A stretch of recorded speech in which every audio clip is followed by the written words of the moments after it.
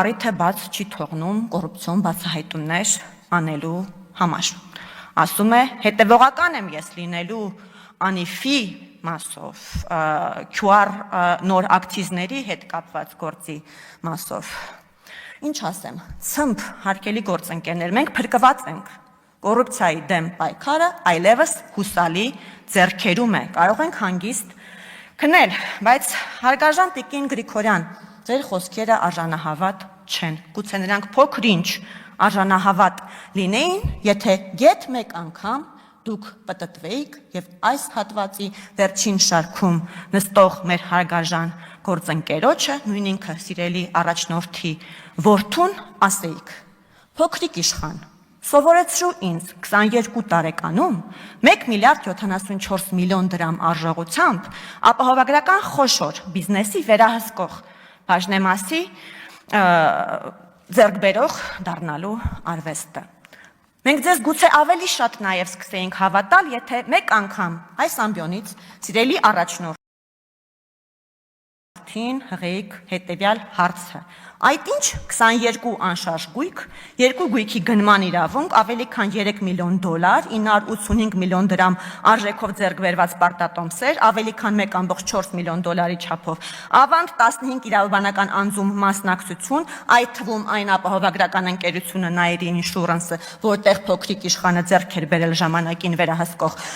փաթեթ, եւ մի շարք այլ ընկերություններ, ավելի քան 4 միլիոն դոլարի, 8.3 միլիարդ դրամի, 260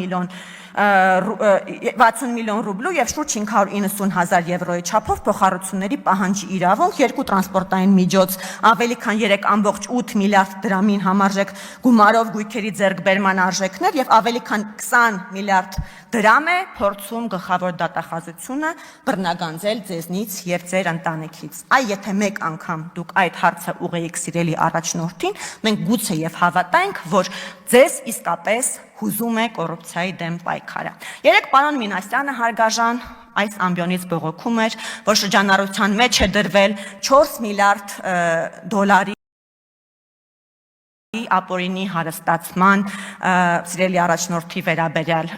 թեզ, եւ եթե ես ճիշտ հասկացա պարոն Մինասյանին, նա չունի տարաձայնություն այն մասով, որ գործ ունենք ապօրինի հարստացման հետ, զուտ գումարի հարցում է տարաձայնությունը, խնդրում եմ պարոն Մինասյան, եթե դուք ունեք տեղեկություններ, ասեք, եթե 4 միլիարդ չի, ինչքան է, 3 միլիարդ է, 2 միլիարդ է, ինչքան է, շատ շնորհակալ կլինենք։ Մարտի 1-ի մասով կրկին պարոն Մինասյանը այս ամբիոնից հայտարարեց հետևյալը. գլխավոր մեղավորը հայտնի է բոլորին, խժդժությունների հեղինակն էլ է հայտնի Նիկոլ Փաշինյան անունով, հիմա նոր սերնդին փոխանցելու համար բացարձակ չպիտի կեղծվի պատմությունը, չպիտի կեղծվի այն, ինչ եղել է։ Միանշանակ համաձայն եմ, որ գլխավոր մեղավորը հայտնի է բոլորին եւ չպիտի կեղծվի պատմությունը եւ նոր սերունդը պետք է իմանա ճշմարտությունը։ Եվ երբ ես ասում եմ, որ գլխավոր մեղավորը հայտնի է բոլորին, ես իսկապես նկատի ունեմ բոլորին, այդ թվում պարոն Մինասյանին, պարզապես պարոն Մինասյանը ուզում է կեղծել պատմությունը, որովհետև այնինչ եղել է բնավ ձեռնտու չէ, քաղաքական գործ չի հեղինակության համար։ Իսկ ինչ է եղել, որպեսզի ես իմ ինտերպրետացիան իրադարձությունների վերաբերյալ չներկայացնեմ։ Ես մասնավորապես մի շարք միջազգային զեկույցներից, այդ թվում մարդու իրավունքների եվրոպական դատարանի մի շարք որոշումներից կներկայացնեմ այստեղ հատվածներ։ ԵԽԽՎ բանաձև 2008 թվական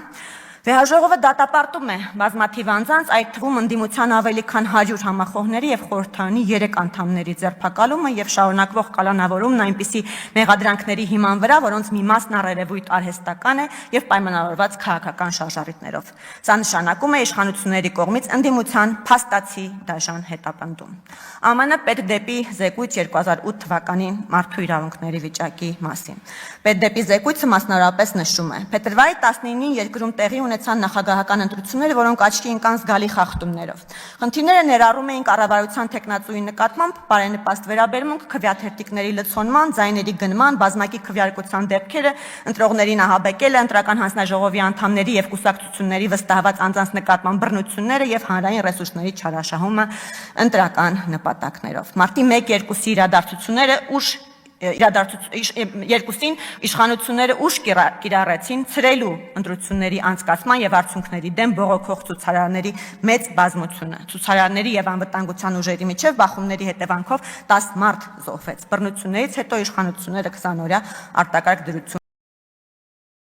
մտցրեցին։ Իշխանությունները եւ նրանց ներկայացուցիչները թույլ են տվել մարդու իրավունքների բազմաթիվ խախտումներ, մասնավորապես կապված նախագահական ընտրությունների եւ դրան հաջորդած ցույցերը ճնշելու հետ։ Իշխանությունները քաղաքացիներին զրկել են իրենց իշխանությունն ազատորեն փոխելու իրավունքից, իսկ քաղաքացիները ենթարկվել են ձերբակալությունների, կալանավորման եւ ազատազրկման իրենց քաղաքական գործունեության համար։ Քաղաքական ցույցերը ցրելու համար իշխանությունները ուժ են կիրառել երբեմն մահացու։ Իշխանությունները հետապնդել են իրենց հակառակորդներին վախեցնելու եւ վրեժ լուծելու համար։ Ոստիկանությունը ծեծի է ենթարկել նախնական կալանքի տակ գտնվողներին, ազգային անվտանգության ծառայությունը եւ ոստիկանությունը չեն պատժվել մարդու իրավունքների խախտումների համար։ Իշխանությունները կամայական ձերբակալություններ եւ կալանավորումներ են իրականացրել։ Հիմա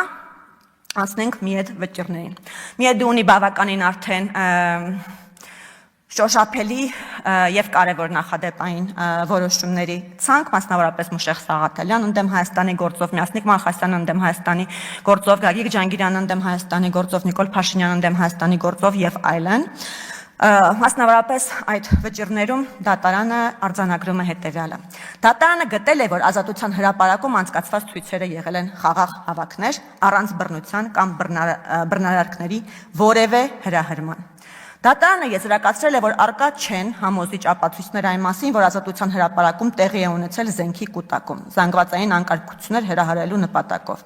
Այն մերժել է այն պնդումները, որ ոստիկանությունը տեղակայվել է Ազատության հրապարակում զենքի ստուգում իրականացնելու համար եւ որ զինված ցուցարարներն առաջինն են հարձակվել։ Դատարանը արձանագրել է, որ 2008 թվականի մարտի 1-ի առավոտյան ոստիկանության գործողության հիմնական, եթե ոչ միակ նպատակը Ազատության հրապարակում հավաքը ցրելն էր եւ որ այնտեղ տեղի ունեցած ցանկացած բախում հավանաբար պայմանավորված է եղել հավաքը դադարեցնելու նպատակով ոստիկանության կողմից ձեռնարկված միջոցառումներով։ Մյասնիկյանի հուշարձանի տարածքում մարդկանց հավաքը, այդ թվում ավելի ուշ նրանց զինումը եղել են ինքնաբուխ եւ չկազմակերպված զարգացումներ, եւ որ ըստ էության 2008 թվականի մարտի 1-ի վաղ առավոտյան Ազատության հրապարակից ցուցարարներին բիրտ ուժով ցրելը, ինչպես նաեւ տեղի ունեցած մի շարք այլ նմանատիպ կամ անկառավարելի իրադարձությունները, որոնք տեղի են ունեցել ավելի ուշ այդ օրը, կարող էին դերակատարում ունենալ բռնության վերջնական սրացման հարցում եւ ոչ թե լինել ընդդիմության կողմից ծրագրված եւ կազմակերպված անկարգություն եւ հեղաշրջման փորձ։ Դատարանը նշել է, որ ներպետական դատարանների եզրահանգումները ձևակերպվել են շատ ընդհանրական եզրույթներով, առանց բավականաչափ կոնկրետ փաստական մանրամասների, որոնք թույլ կտային համոզիչ կերպով ապացուցել դիմումատուի կողմից, խոսքը Նիկոլ Փաշինյանի մասին է, կատարված որևէ իրավախախտում։ Ներպետական դատարանները չեն տրամադրել բողոքի շարժմանը եւ նախագահական ընտրություններից հետո Հայաստանում սկիզբ առած ցույցերին ներգրավված լինելու ընթացքում Նիկոլ Փաշինյանին վերագրվող որևէ պատժելի արարքի, այդ թվում բռնության հրահրման կամ դրդման բավականաչափ կոնկրետ օրինակներ։ Դատարանը արձանագրել է, որ ըստ էության դիմումատուն պատասխանատվության ենթարկվել ընդդիմության ակտիվ անդամ լինելու եւ խաղաղ հավաքների ազատության իր իրավունքից օգտվելու համար, այլ ոչ թե կոնկրետ պատժելի արարք կատարելու համար։ Ըստ էության Միեդը այս նախադասությունը